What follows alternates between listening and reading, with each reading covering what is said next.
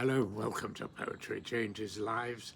Here we are again, poetry, history, thought for the day, come rain or shine, in the garden, putting a bit of beauty into my poor, struggling mind, which is so full of junk. It needs a bit of daily input of something nice and some nice imagery and some new ideas and a bit of, perhaps, dare I say, mysticism and spirituality. And on what's going to be a very hot day in London town, I'm getting myself ready for all the daily frustrations and challenges that happen even in my mundane life. But reading a poem every day really helps me get into the right sort of attitude, and I recommend it to anyone. I really hope you try it. poetrychangeslives.com is the website. You can read more about all this poetry stuff. You can sign up to receive a daily email totally free with this reading and all kinds of other information. And you can buy the book there as well if you wish, or you can just go into a bookshop and read and order it, or go to Amazon. You know, I think it makes a nice companion, nice present to give your loved ones, or even your colleagues at work. Who knows? Let me demonstrate. I'm going to read one of my all-time favorite poems today, so I'm quite excited, actually. I love this. And I love this writer I'm going to mention in today's reading, because on this day in 1803, the American writer and poet Ralph Waldo Emerson was born. Gosh, a very great man in my view. He's known today as a leader of the Romantic movement in the United States, and among other things he wrote the well-known Concord hymn that features on the Concord Monument. I think it's staggering in its simplicity, but its underlying meanings about consequences and all that sort of thing. Let me read at the beginning of it. It begins, "By the rude bridge that arched the flood, their flag to April's breeze unfurled, here once the embattled farmers stood, and fired the shot heard round the world." That poem, it always stops me in my tracks. I just, that last line I find very, very significant and powerful. And if you look at it, it's very simple words. Every single word of that last line is of one syllable. And fired the shot heard round the world. Yet there's so much underlying meaning about consequences and what was going on in people's minds and what happened, and history and change and challenge and response to challenge. So much behind those simple words.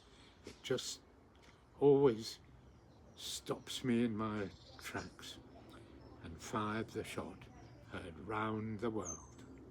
Well, that's just the beginning, because Emerson wasn't simply about patriotism and doing the right thing and standing up for one's beliefs. He was into more than that. Very interesting man. He was ordained as a pastor, but he actually eschewed organized religion in favor of transcendentalism, a very interesting movement that he was instrumental in starting. Here I'm going to read one of his strange but astonishingly beautiful, mind-opening, magical, mystical poem, Brahma, which I find wonderful.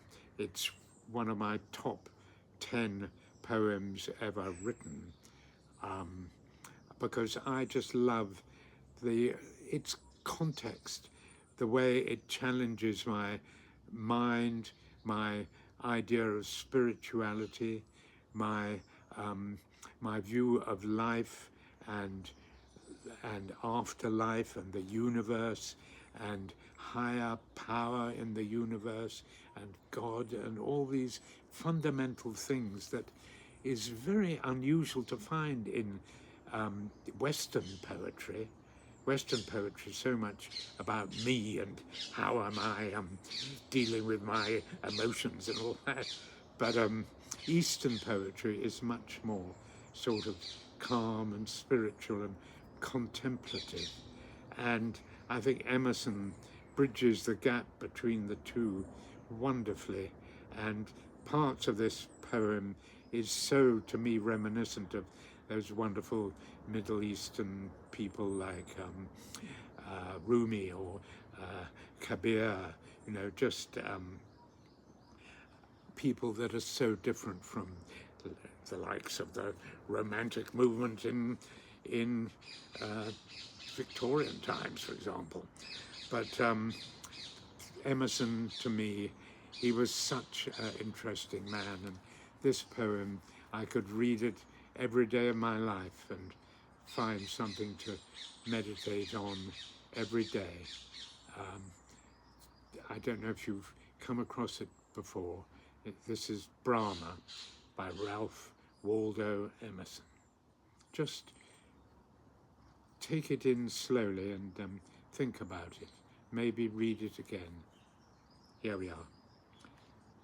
If the red slayer think he slays, or if the slain think he is slain, they know not well the subtle ways I keep and pass and come again. Far and forgot to me are near.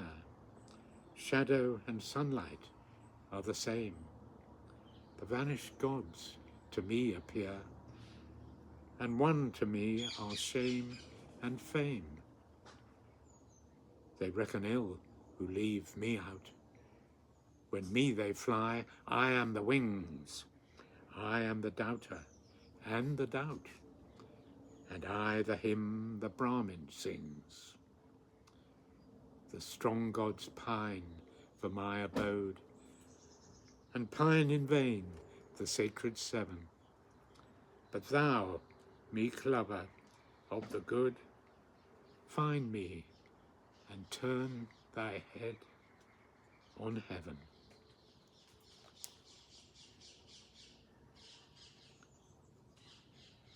I can't read that without finding myself very, very affected by it.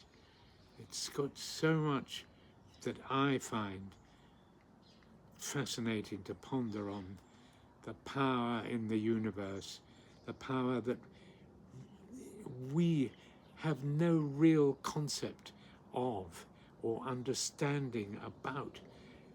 And as this poem says, what we believe is probably the complete opposite of what is really it's concerned with higher power. It's paradoxical, the whole concept of life and afterlife.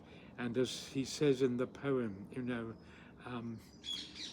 if shadow and sunlight are the same, far and forgot to me is near.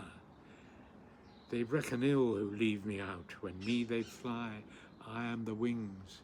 I am the doubter and the doubt, and I the hymn the Brahmin sings.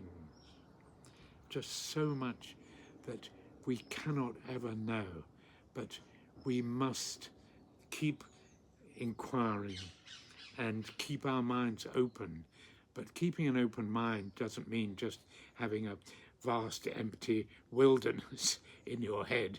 You've got to fill it with new ideas and thoughts and meditate on things and try to at least seek the meaning of some of these eternal truths that we're all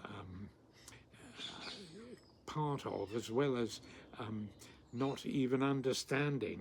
It's just, to me, I just love thinking about all these paradoxes and powers, and you know, where the unknown is so different from reality, and yet in some ways so so basic to reality. Well, I leave you with that today. Today I will remember that the truth is not always readily apparent, but with perseverance it can be found. Thank you very much for listening. I wish you all a good and happy day. See you tomorrow.